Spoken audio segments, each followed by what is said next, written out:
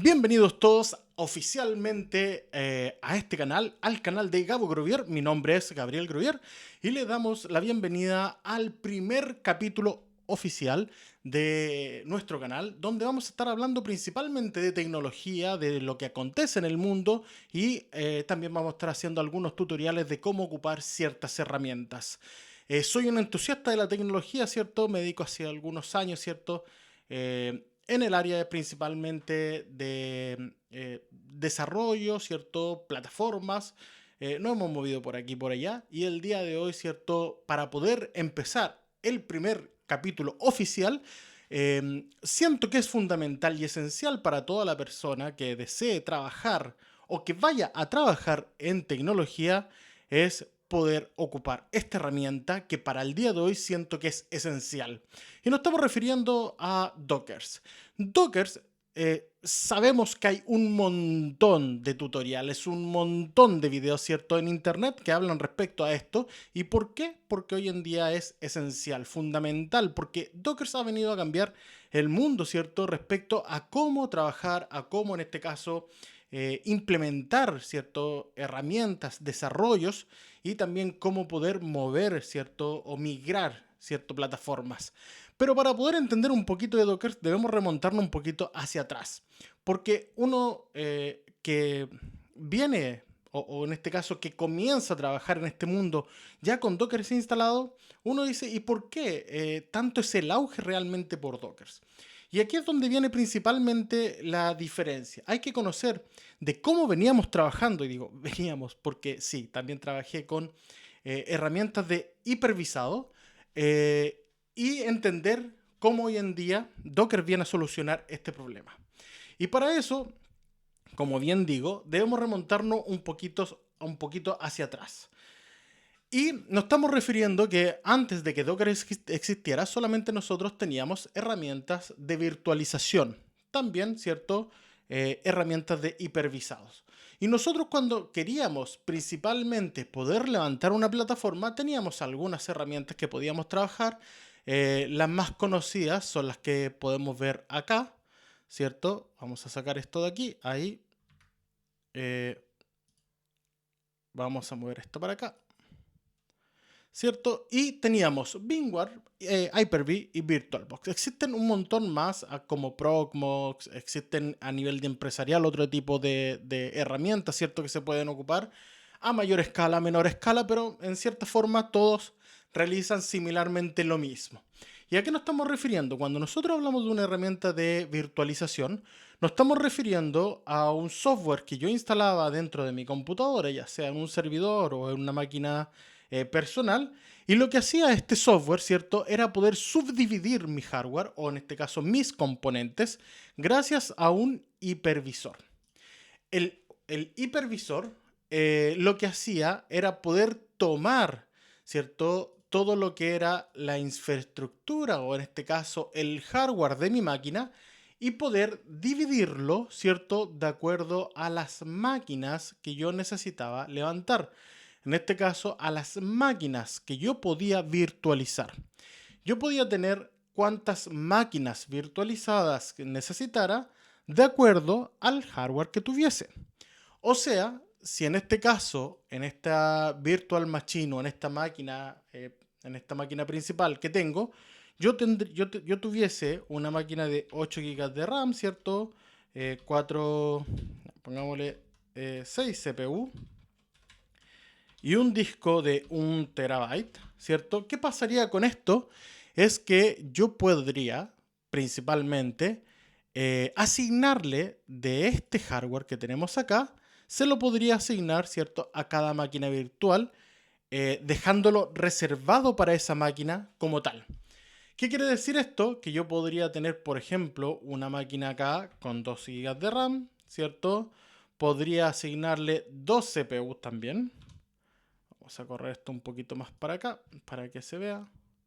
Y le vamos a cambiar el color, ¿cierto?, para que también se vea. Y esta máquina, que además tiene 2 CPU, también podría darle, no sé, 100 GB de disco duro, ¿ya? Por lo cual, ¿qué pasaba acá? Era que lo que yo tenía... aquí, lo vamos a colocar acá para que se vea. Lo que yo tenía acá, ¿cierto? Era que esto que yo le estoy entregando a esta máquina de acá, se descontaba desde acá. O sea, mi máquina principal, mi hardware principal, iba quedando con menos recursos. O sea, yo ya no tenía 8 GB, sino que tenía 6, ¿cierto? Me quedaban disponibles en el sistema. Me quedaban 6 GB disponibles en el sistema. Si tenía 2 CPU, ¿cierto? Me quedaban, 4. Y evidentemente, si tenía 1 TB, ya no me quedaba 1 TB, sino que me quedaban aproximadamente 900 GB haciendo el redondeo. ¿Qué pasaba con esto? Que yo a lo mejor en esta máquina virtual yo no necesitaba todo el hardware, yo no necesitaba un sistema operativo completo y necesitaba simplemente algunas librerías. Y de estos 2 GB de RAM, 2 CPU, probablemente terminaba ocupando a lo mejor, no sé, 500 megas de RAM, una CPU con suerte, incluso vamos a ver después, ¿cierto? Que pueden ser menos, ¿cierto? A lo mejor puede ser menos CPU como tal. Y evidentemente el disco no ocupaba los 100 y ocupaba mucho menos, ¿ya? Entonces, en este caso lo que sucedía era que yo empezaba a desperdiciar hardware de acuerdo a lo que se necesitaba. Y además, ¿cierto? No podían convivir dentro de ellas aplicaciones con versiones distintas. O sea, si yo tenía una aplicación con Java, no sé, Java 12, Java 14, ¿cierto? O algún Java 8, ¿cierto? Alguna aplicación legada, yo no podía instalar, ¿cierto? Una aplicación o en este caso una librería más nueva porque todo convivía dentro de sí, igual como nuestra computadora.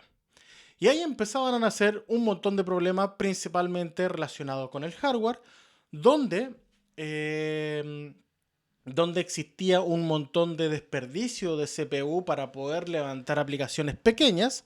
¿Ya? No digo que esto no se siga utilizando, esto es la base hoy en día casi del cloud, pero hoy en día existe mucho más optimizado. Y así, ¿cierto?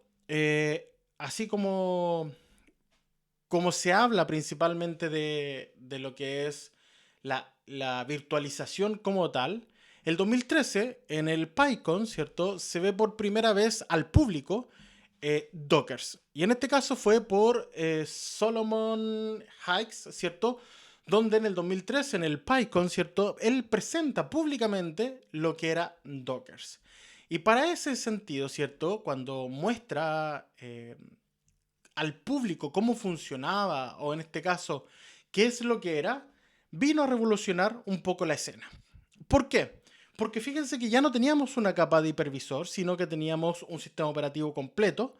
En este caso, este sistema operativo como tal, incluso vamos a encerrarlo acá, principalmente es Linux, ¿ya? Donde teníamos, incluso lo vamos a poner acá abajo, ¿ya? Teníamos el hardware, teníamos un sistema operativo, pero ahora teníamos un motor. Un motor principalmente, un daemon, un demonio, ¿cierto? Un servicio ejecutándose que se llamaba Dockers. Y en este caso, lo que me permitía Docker ya no era subdividir el hardware, ¿cierto? Ya no subdividir la cantidad de RAMs, la cantidad de CPUs o el disco duro, sino que iba, en este caso, creando en sí aquí lo que se llaman contenedores. Un contenedor, ¿cierto? Es una caja en la cual ustedes van a poder colocar en su interior todo lo que necesiten para poder ejecutar su servicio, su aplicación o lo que ustedes necesiten levantar. ¿Ya? Este servicio como tal, ¿cierto? Ya no necesitaba todo un sistema operativo, ¿cierto? En él, en su interior, no teníamos, por ejemplo, el escritorio, no teníamos el administrador de disco, no teníamos que crear nuevamente, ¿cierto? Todo el kernel. ¿Por qué? Porque él lo comparte hacia abajo, hacia acá. Y en este caso, este kernel, ¿cierto? Vamos a ponerlo así. Este contenedor comparte el kernel del sistema operativo. ¿Y qué es el kernel? El kernel es el corazón del sistema operativo, llamémoslo así de una forma, ¿cierto? Que me permite en este caso manejar, optimizar y disponer lo que es el hardware. El hardware. ¿Ya? Y en este caso, ¿cierto? Él ya comparte todo lo que es el hardware, por lo cual yo podría tener aquí múltiples contenedores utilizando y trabajando y ocupando lo justo y necesario. ¿Eso qué conlleva o a qué me llevaba? Es que este escenario, donde yo necesitaba disponibilizar hardware completo dentro de un sistema operativo, con el escritorio, con los programas extras como navegadores, ofimática y todo el software que viene preinstalado dentro del el sistema operativo, ¿cierto? Acá ya no lo necesitaba. ¿Por qué? Porque en este caso el contenedor llevaba la aplicación y las librerías solamente que necesitaba. Y eso vino a revolucionar, ¿cierto?, el mundo como lo conocíamos. ¿Por qué?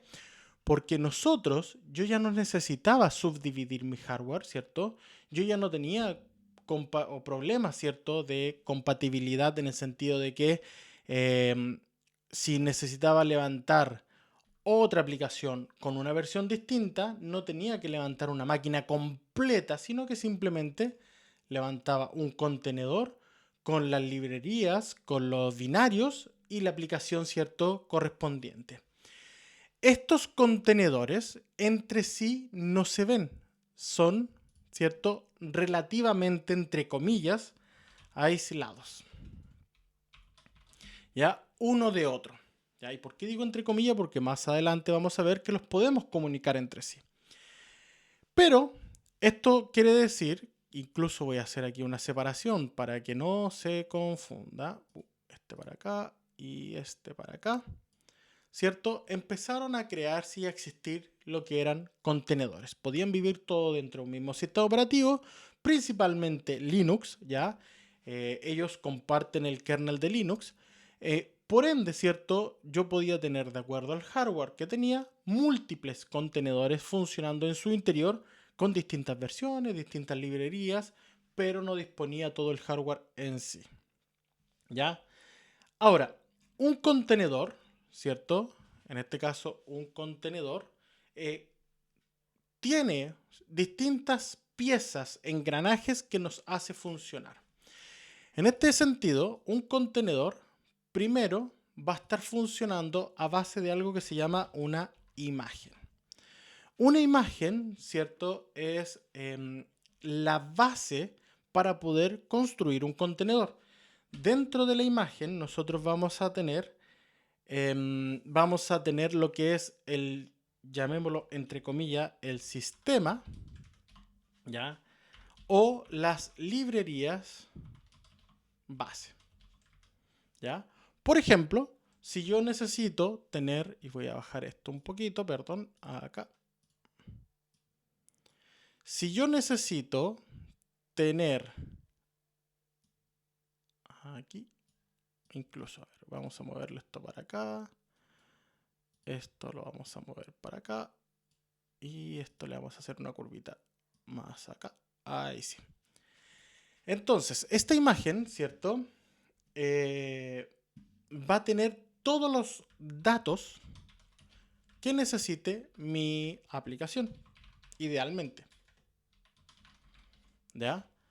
Va a tener el sistema, la librería base con la que va a trabajar, va a tener los datos que necesite la aplicación y va a tener configuración base.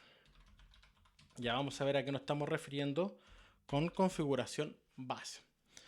¿Ya? Luego, además, esta imagen, que la vamos a encerrar acá, ¿cierto? Está almacenada.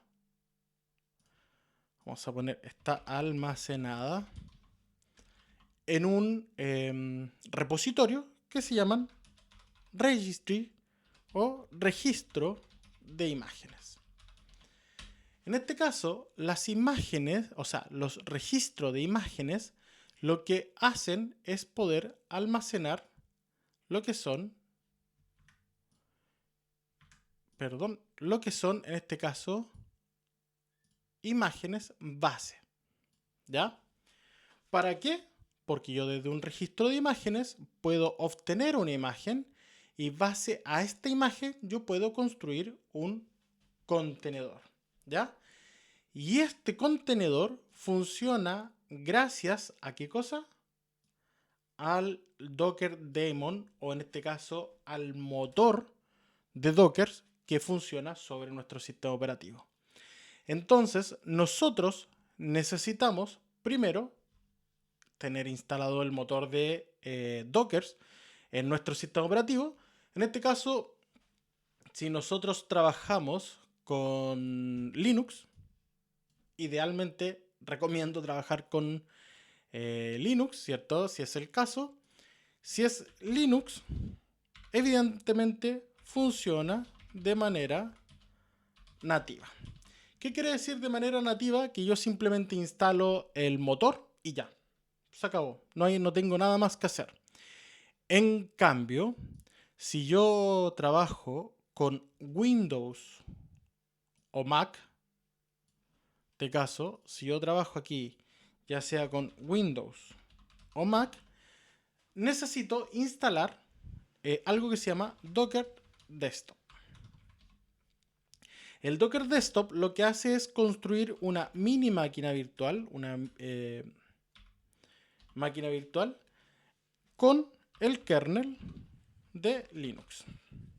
¿Ya? Eso es lo que hace Docker Desktop, así bien resumido. Lo que haces es poder construir, o en este caso instalarte, una mini máquina virtual donde va a tener el kernel de Linux, ¿cierto? Y ahí va a venir lo que es, o puede venir a trabajar Hyper-V, que creo que lo tenía más acá arriba. Muchas veces cuando instalo Docker por detrás me habilita Hyper-V y dentro de Hyper-V me instalo una máquina virtual Linux pequeñita para poder levantar y correr lo que es el Docker Daemon, ¿ya? En cambio, en Linux funciona de manera nativa, o sea, yo simplemente lo instalo, ¿ya? Y él no virtualiza nada. Ya en este caso, el motor de Docker funciona de manera nativa en los sistemas operativos Linux. ¿Y cómo lo puedo ir a buscar? Busco Docker, install, y en él vamos a encontrar toda la documentación que podemos necesitar de acuerdo al sistema operativo que necesitemos, ¿ya?